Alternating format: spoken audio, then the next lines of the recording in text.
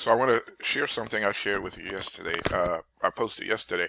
A feeling just came over me, an answer that was so clear, and I posted it on Facebook. Let me see if I can. Wow, it's really small. I know it would show up like that. I would have did it different. But anyway, why is the world full of so many lies and deception? I've been asking myself this more and more the last few years, and today I've come to a satisfactory answer.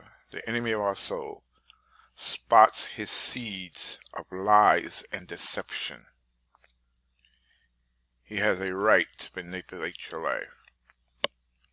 What I was trying to say there, if you're believing lies and deception, these are seeds from the enemy because he's the father of lies.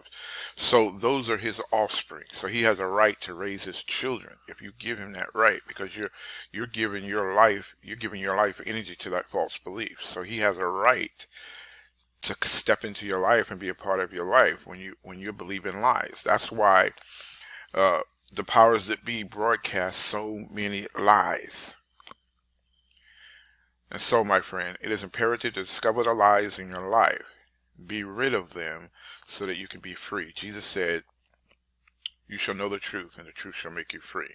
So if you turn that the opposite, it's the lies that imprison you. It's the lies that give place to the enemy, because those are his offspring. So I put that there for myself, clarification, and I wanted to share. But then today, something else came up, and I want to share with you what that was. It's like a object lesson. The Lord always gives me object lessons.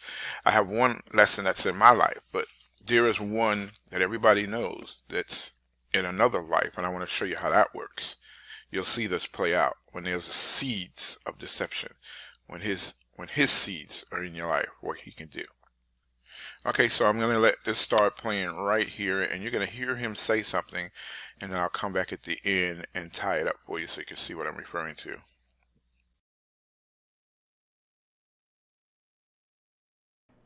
Mm.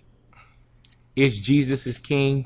Is it a rap album, gospel album, or is it an album that you can't categorize? It is. It is a rap album. I mean, as you might have heard, there was times where I said, I don't know if God want me to rap. I was Right. thinking, I was like, I heard you say with your pastor that you felt like you were making devil's music. yeah, because you're such a fucking, oh, I love it. Excuse me, Christian scorecard down a little bit, cursing some more. The, but I got to a point where I was always letting that Playboy magazine that I found when I was 5 years old have an effect on my music. It could never be 100% everything it could be, because I had to add that in always.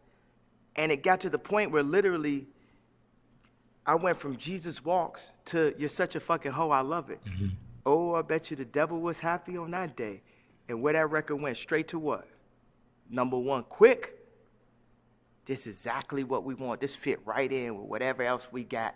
This fit right in with everything we got to deal with opioids. This fit right in with everything we got that promotes killing so that we can have more slaves in the mass incarceration, never ended slave system. This fit right in, Why did man. you make it?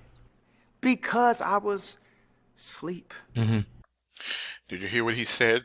When he was 5 years old, that magazine, that seed from the enemy was planted in his life, and it's been in everything he's done. It hasn't been totally pure. That's what I'm talking about. When there's a seed of the enemy in your life, he can manipulate it.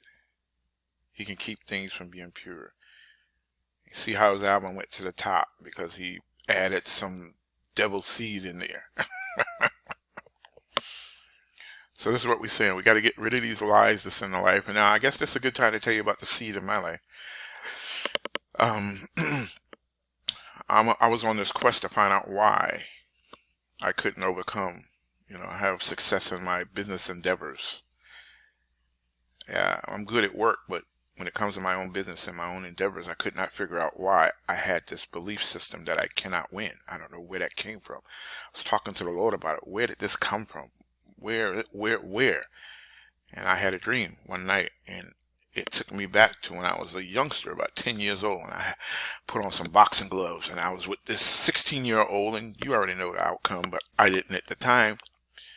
I thought I could win. I think, yeah. And so we start boxing.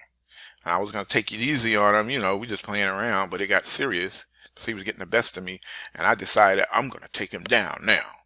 So I gave it everything I got, no holding back. And he still beat me up, of course. But I made a declaration at that time. Here's the seed that entered my heart. I cannot win. I'm not enough. And that seed has followed me my whole life. But now that I know it's there, I can deal with that seed. So the next thing is, how do I get that seed out? How do I replace that seed? And so that's where we are right now. And this is part of that story. He's showing me the power of a seed in a heart. And that's part of the answer. We need to plant other seeds in our hearts. And I'm reminded right now as I'm speaking to you that when we see Jesus, we shall be like him. When we see him as he is, we shall be like him. You see, there's something to what we behold with our eyes. It affects who we are. So we need to behold and see a different image, a different picture. And we need to hold that image and the picture until we are transformed into that new person. So what do we look for that? Well, we look into the scriptures. We begin to see who God has made us to be.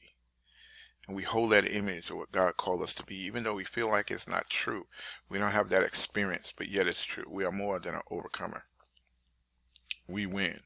God causes us all to win in him. And when we hold that picture, we will become more and more like him, an overcomer.